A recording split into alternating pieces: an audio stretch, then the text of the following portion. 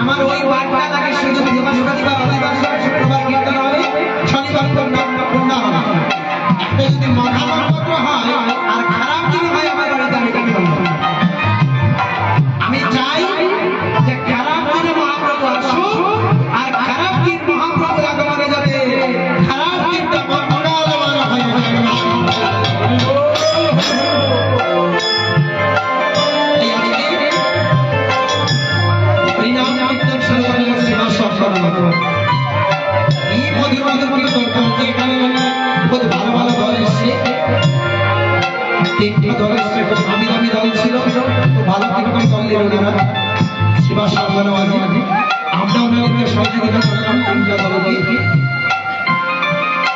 সেই জায়গাতে এত সুন্দর কীর্তন হয়েছে, আদিবাসীদের সাথে ভালো কীর্তন হয়েছে। কিছু কিছু জায়গায় দেখতে বলে অনেকে অমুক দল কীর্তন দিয়েছে, কীর্তনটা ভালো হবে, মানে ভালো লাগে। আমি একটা পছন্দ করি না, বলে বলে নামের সুন্দর আর বেশি কথা, কীর্তনের সুন্দর বেশি কথা, তাহলে তার একটা রং নিয়ে আছে যে কিভাবে নাচলো, কে কিভাবে মুচকি হাসি দিল, কে কিভাবে উন্নয়ন তুলে নিল, এটা দেখতে আসলে আমরা নামটা তো অপরূপ সুন্দর, যে কীর্তন করবো তার কীর্তন সুন্দর হবে। ভগবান কিন্তু সুন্দর, তার নামটা সুন্দর, আর সেই সুন্দরের নাম যেই জন গাইবে সে আরো বেশি সুন্দর। আর এই নাম যতজন শুনবে তারা সব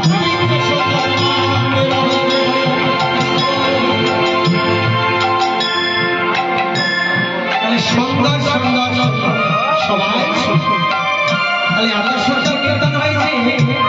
নদের নাগরিকরা দেখলেন এত সুন্দর কীর্তন পরিচালনা করলেন, কীর্তন গাইলেন মহাপ্রভু তার সাথে কি সুন্দর আরে আরে ভাই দেখে যা ওই সোনার নদী আই রে, আয় ভাই দেখে যা সোনার নদী আয় ভাই দেখে যা সোনার নদী আয় ভাই আয় ভাই দেখে যা সোনার নদী আয় রে, আয় ভাই দেখে যা সোনার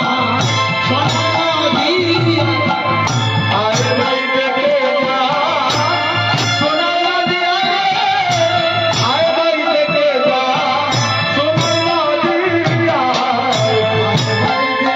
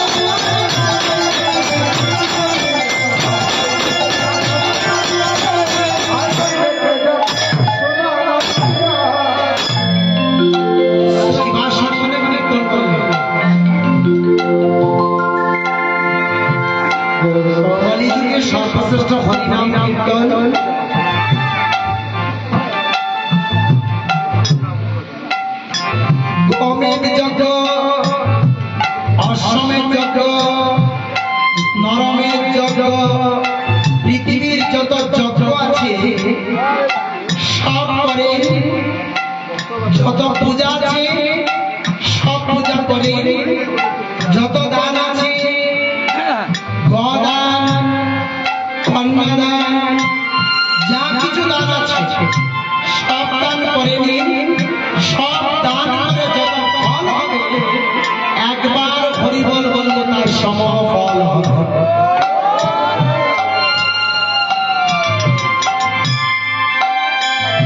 মনে রাখবেন এই কীর্তনটা কীর্তি জাগতে বিষ্ণু তদায়ামে জগতম খাই তারপরে আপনি জয়ং কালিতে দৌ হরি করে চলা সব ব্রহ্মেন্দ্র পরিবর্তে মগরাম সর্বমঙ্গল অহং সর্বপাপে পূর্ণকৈশ্বরী বাসুত যে যে ভমান সদৈব প্রদান মম ভগবান বন্দে মমেশ্বর সর্বসর্ব।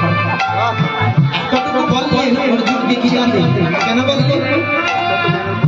যার যজ্ঞ যত ছিল সব কিছুই নামের মধ্যে দিয়েছে, কিন্তু বিচার করলেন শতকরা মানুষের আয়ু 1,00,000 বছর, 30,000 বছর ধ্যান করতেন, গোবিন্দকে মালা করতেন, 70,000 বছর বাঁচতেন।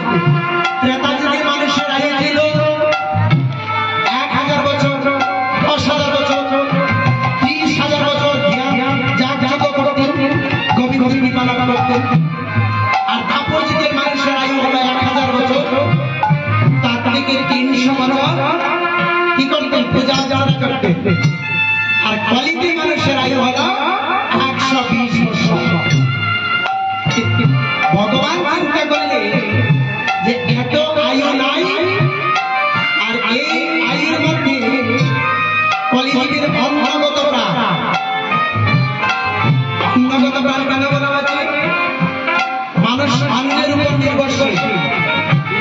আমি এখানে কীর্তন করছি তো, দাদা যদি আমাকে 1,00,000 টাকা দেয় কীর্তনের মতো, আমি বাড়ি থেকে নিচে নেমে মনে মনে ভাববো দাদা যদি আমাকে 1 বস্তা টাকা দিত,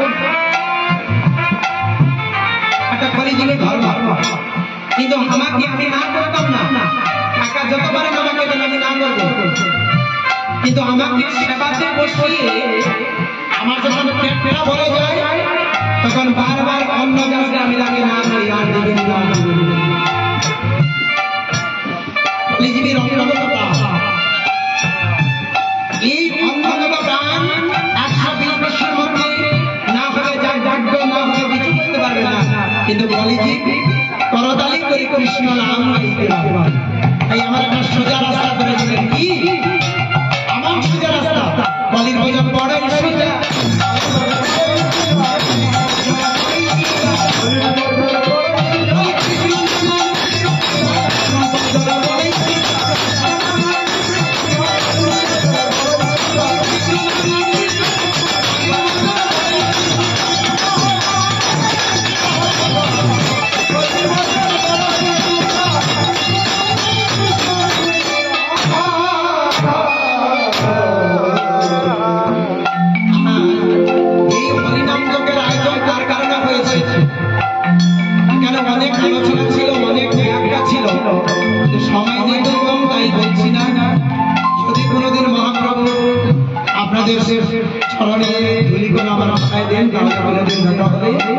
আপনাদের অতি সংক্ষেপে আপনার মহানগরীদের কাজ যেহেতু দুটার মধ্যে আমাদের সময় দেওয়া হয়েছে কীর্তন শেষ করার, সেই হিসেবে দুটার মধ্যেই কীর্তন শেষ করছে। আজকে হরিনাম কীর্তন হরিনাম কীর্তনের আয়োজন করলে মহাপ্রভু চিন্তা করলেন নিত্যানন্দকে বলবেন যে শ্রীপাদ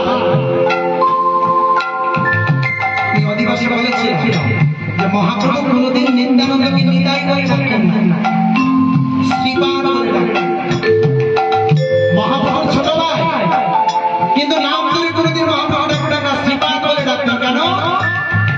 উনি সম্মান দিতে, আমরা মহাপ্রভুকে দেখলে সেই সম্মানটুকু জ্ঞান অর্জন করতে পারি। রাস্তা থেকে কত সাধুগুরু বৈষ্ণব চলে যায়, একবার প্রণাম করতে পারি। কিন্তু নিত্যানন্দ যখন নগরে নগরে গিয়েছেন, তাকে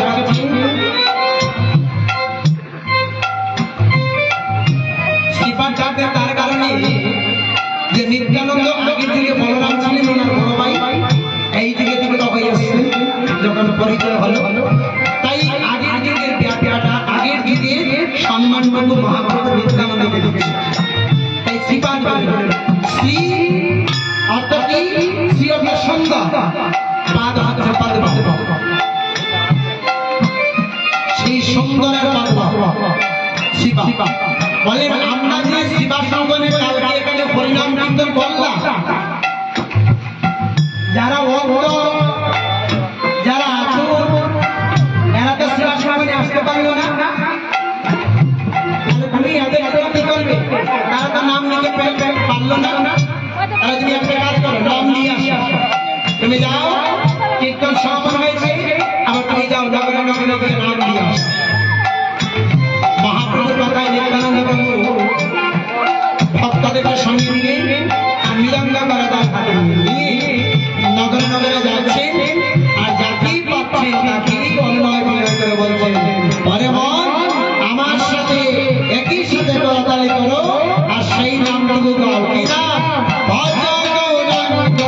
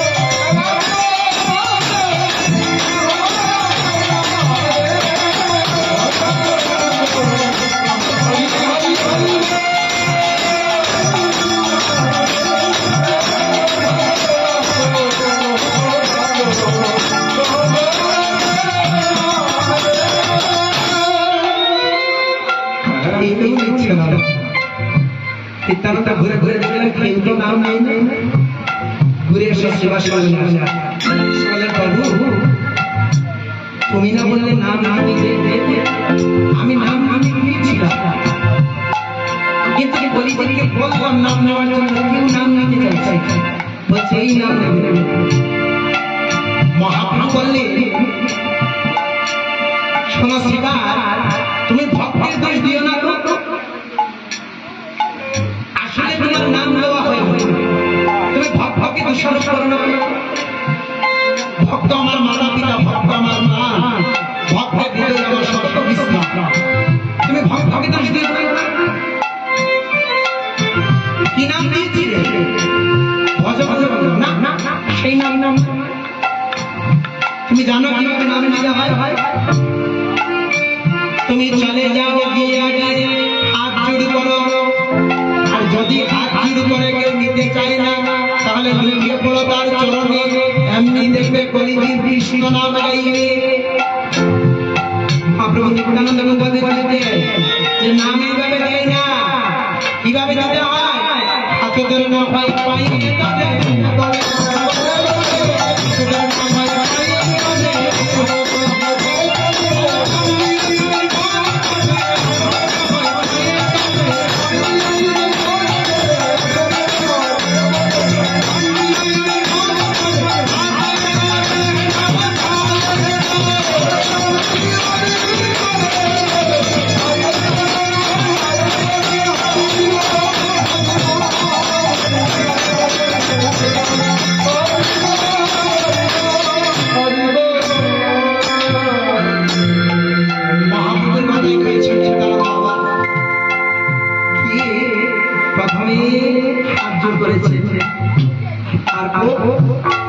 যেই হাত করেছে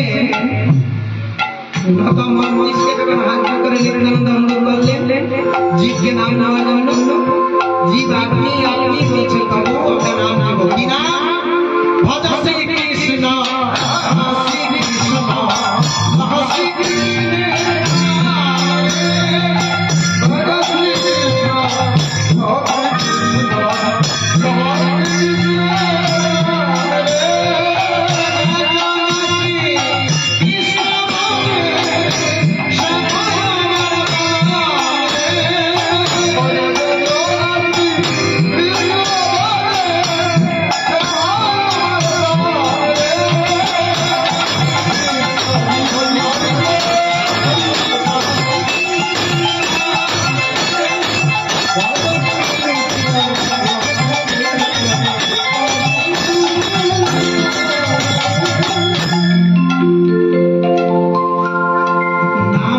দিচ্ছেন নগরে নগরে নিত্যানন্দ লীলার দাস থেকে মহানগর দর্শন করে নিতাই তার নাম দিচ্ছে কত সুন্দর।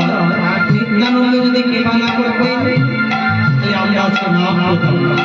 আজকে সুন্দর ভাবে বলছে জয়